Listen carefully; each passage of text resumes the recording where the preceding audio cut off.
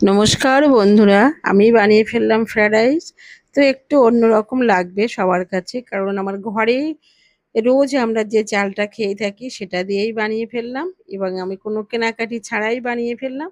তো প্রথমে একটু সাদা তেল কড়াইতে, তার উপরে একটু ঘি দিয়ে দিলাম। দিয়ে ভালো করে গরম হলে আমি তেজপাতা দিলাম আর লবঙ্গ, এলাচ, দারচিনিটা দিয়ে ভালো করে আমি একটু ভেজে নিলাম।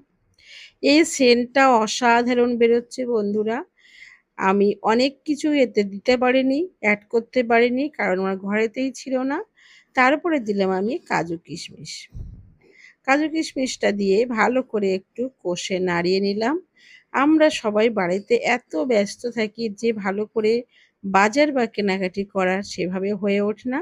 তার মধ্যে দিয়েই আমি ভ্লগ করে থাকি এগুলো। তার উপরে দিয়ে দিলাম আমি একে একে রাইসটা দিয়ে দিলাম বন্ধুরা। অনেক কিছু অমিল হলেই কি হবে, স্বাদে গন্ধে কিন্তু ভরপুর ছিল। তারপরে দিলাম ব্যালেন্স রাখার জন্য বাতাসা এবং সামান্য একটু লবণ। ওই জন্য আমার রাইসের কালারটা কিন্তু লাল লাল হয়ে গেছে একটু বন্ধুরা। তাতে কোনো অসুবিধা নেই, চিনিটাকে একটু অ্যাভয়েড করাই ভালো সবার ক্ষেত্রে। তারপরে আমি ভাতগুলো একে একে সব দিয়ে দিয়েছি। এই যে রাইসটা দিয়ে দিয়েছি, দেওয়ার পরে আর একটু লবণ ছড়িয়ে দিয়েছি, দিয়ে আরও একটু মিষ্টি দিলাম আর একটু লবণ দিয়ে আবার এর উপরে আমি গাজর ভাজাটা দিয়ে দিয়েছি।